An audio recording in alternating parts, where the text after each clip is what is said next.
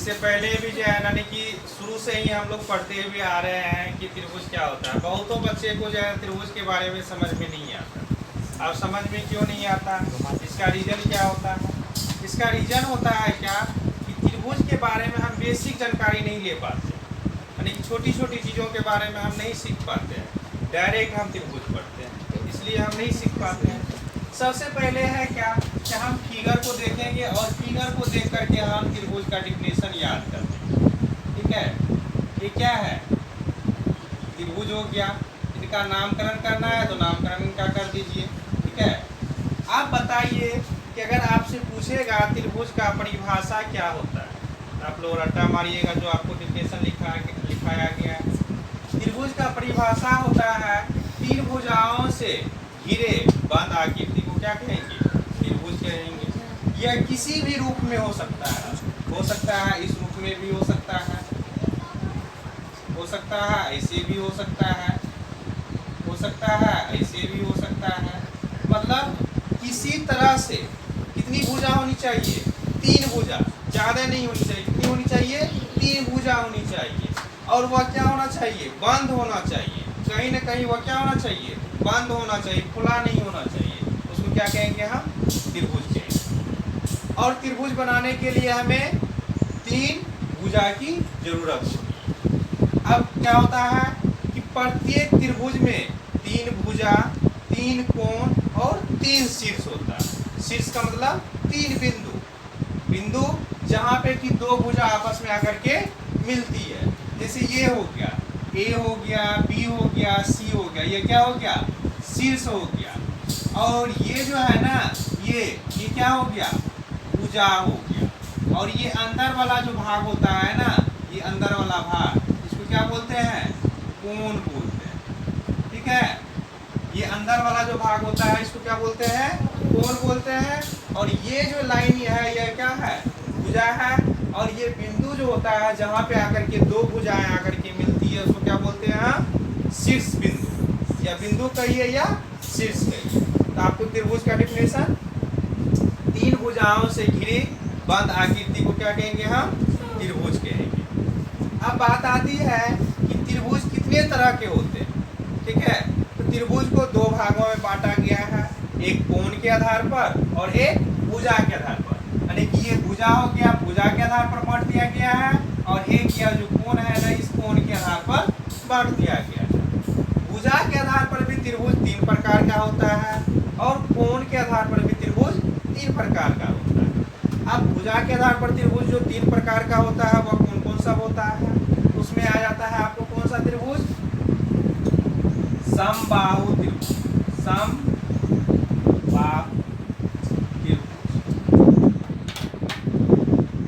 समबाहु त्रिभुज का मतलब क्या हुआ?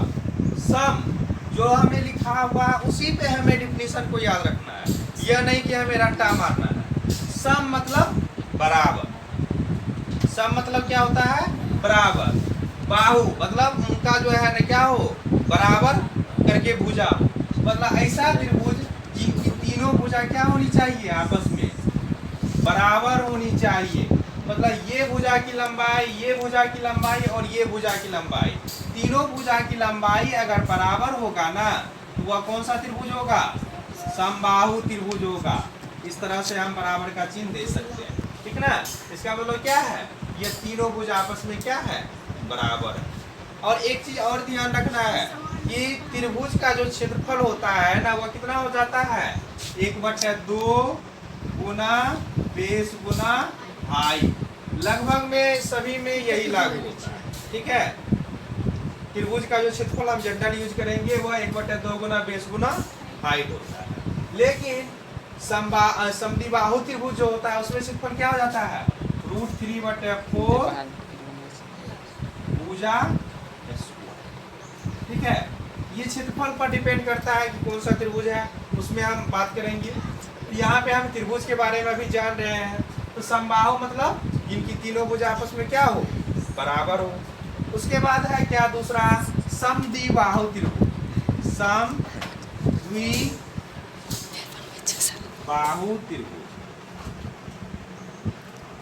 सम द्वि, यहाँ क्या लगा हुआ है? द्वि लगा हुआ। द्वि का मतलब दो, अबाहु मतलब भुजा, समद्विबाहु मतलब जिस त्रिभुज की दो भुजा आपस में बराबर होगा उसको क्या बोलेंगे हम, समद्विबाहु त्रिभुज बोलेंगे। अब जैसे मान लीजिए ऐसा हो सकता है, इस टाइप का हो सकता है,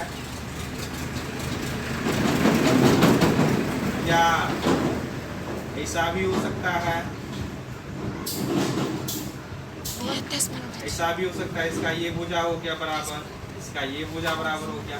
मतलब किसी भी एंगल से दो भुजा बराबर होनी चाहिए। समद्विबाहु का मतलब क्या हुआ, किसी भी रूप में दो भुजा क्या होनी चाहिए, बराबर होनी चाहिए, उसको क्या बोलेंगे हम, समद्विबाहु त्रिभुज बोलेंगे। उसके बाद क्या बताए हैं, विषमबाहु त्रिभुज, विषम बाहु त्रिभुज। विषमबाहु का मतलब क्या होगा, सम संख्या और विषम संख्या, बताए हैं ना जी, सम संख्या और विषम संख्या। सम मतलब क्या होता है, जिनमें दो से पूरा पूरा भाग लग जाए, और विषम मतलब क्या होगा, जिसमें किसी भी संख्या से भागा ना लगे, ठीक है ना। विषम का मतलब क्या हुआ, किसी भी संख्या से भागा ना लगे, यानी कि वह पूरा पूरा कटता नहीं है। और उसी तरह से यहाँ दिया हुआ है विषमबाहु त्रिभुज। विषम का मतलब हुआ तीनों भुजा अलग अलग रूप का हो, ठीक है, तीनों भुजा क्या हो, अलग अलग रूप का हो, ये क्या हो गया, विषमबाहु। ये भी अलग, ये भी अलग और ये भी अलग, मतलब तीनों भुजा बराबर नहीं होनी चाहिए। विषमबाहु त्रिभुज का मतलब क्या होगा, जिस त्रिभुज की कोई भी भुजा आपस में बराबर नहीं होती है उसे हम क्या बोलेंगे, विषमबाहु त्रिभुज बोलेंगे। कोई दिक्कत इसमें। अब चलते हैं हम कोण के आधार पर त्रिभुज, ठीक है, ये था किसके आधार पर, भुजा के आधार पे था, आधार पे। अब हम चलते हैं कोण के आधार पर, कोण के आधार पर, ठीक है, भुजा के आधार पर हम जान लिए। अब कोण के आधार पे हम जानेंगे। अब कोण के आधार पर भी त्रिभुज कितने प्रकार के होते हैं, 3 प्रकार के होते हैं। और ये कोण के आधार पर जो त्रिभुज होता है ना, इसमें बहुत बच्चे को पता ही नहीं चल पाता है कि कौन त्रिभुज का नाम क्या है, ठीक है ना। डिफिनेशन भी याद करते जाते हैं, उनको पता ही नहीं चल पाता है कौन इसमें समकोण होगा और कौन इसमें न्यून कोण होगा, कौन इसमें अधिक कोण होगा, ठीक ना, ये उनको पता नहीं चल पाता। अब ये जो पता नहीं चल पाता, अभी हम सिर्फ नाम लिखेंगे और उस नाम से हम पता करेंगे कि कौन सा इसमें न्यून कोण त्रिभुज है, कौन सा इसमें अधिक कोण त्रिभुज है और कौन सा इसमें समकोण त्रिभुज है। तो सबसे पहला क्या होता है, न्यून कोण होता है, न्यून कोण त्रिभुज।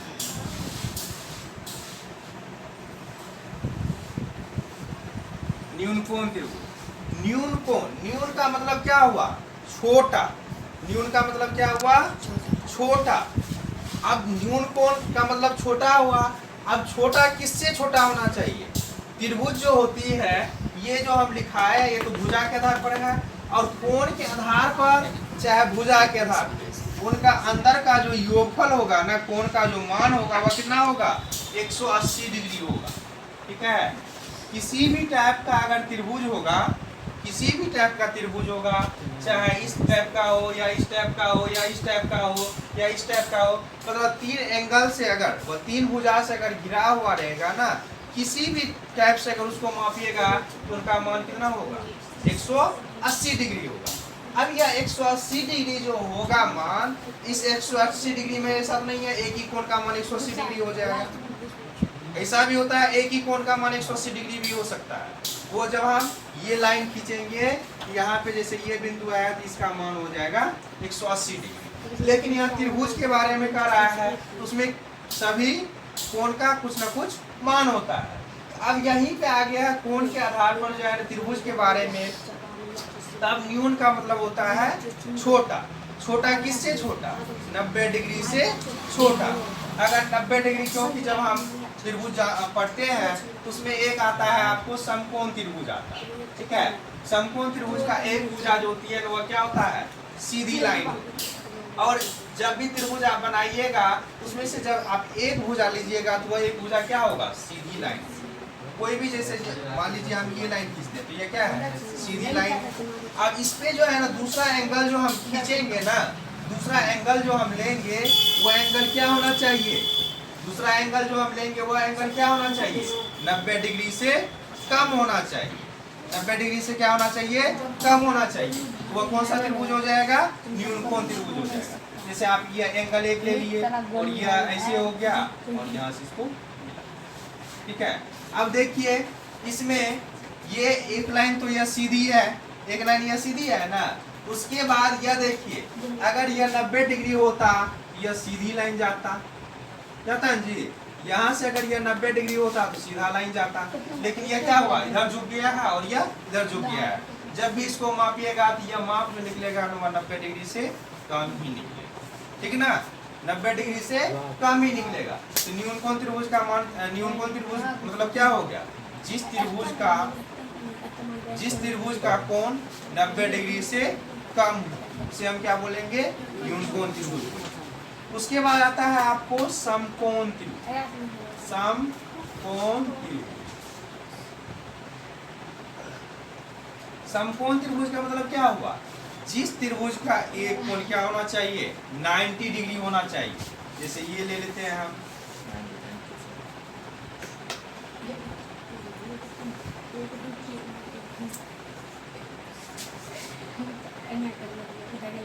ये हो गया ये, और 90 डिग्री का जो सिंबल होता है ना, इस टाइप का अगर सिंबल लगा हुआ है, ठीक है, तो मतलब चतुर्भुज आकार का अगर बना हुआ है तो समझ जाइएगा क्या हुआ, 90 डिग्री का एंगल वहाँ पे बन रहा है। अगर लिखा हुआ नहीं भी है, इस टाइप का अगर सिंबल दिया हुआ है तो वह 90 डिग्री का। और समकोण त्रिभुज में एक कोण ही 90 डिग्री होगा, ठीक है, एक कोण 90 डिग्री होगा और दो ठो कोण जो होगा वह क्या होगा, 90 डिग्री से कम होगा, ठीक ना। इसको जब मापिएगा तो ये दोनों क्या होगा, 90 डिग्री से कम निकलेगा। उसके बाद आता है आपको अधिक कोण त्रिभुज। अधिक कोण त्रिभुज, अधिक कोण त्रिभुज का मतलब क्या हुआ, अधिक कोण, अधिक कोण त्रिभुज। अधिक कोण त्रिभुज का मतलब क्या हुआ, जिस त्रिभुज का, अधिक कोण का मतलब क्या हुआ, जिस त्रिभुज का एक कोण 90 डिग्री से अधिक और 180 डिग्री से क्या होना चाहिए, कम होना चाहिए। जिस त्रिभुज का एक कोण 90 डिग्री से अधिक और 180 डिग्री से क्या होना चाहिए, कम होना चाहिए, उसे हम क्या बोलेंगे, अधिक कोण त्रिभुज बोलेंगे।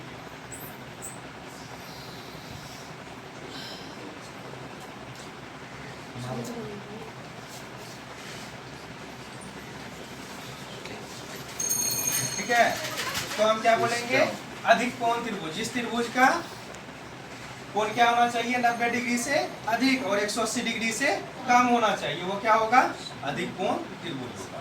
और त्रिभुज का बता ही दिए हैं कि तीनों भुजाओं का योग जो होगा वह हमेशा क्या होगा, 180 डिग्री होगा। दूसरी बात क्या, कि त्रिभुज की जब आप दो भुजाओं का योग कीजिएगा ना, तो वह हमेशा क्या हो जाएगा, तीसरी भुजा से बराबर हो जाएगा। दो भुजाओं को जब जोड़िएगा तो हमेशा तीसरी भुजा से क्या होगा, बराबर होगा। यही है आपको त्रिभुज, फिगर सब नोट कर दीजिए।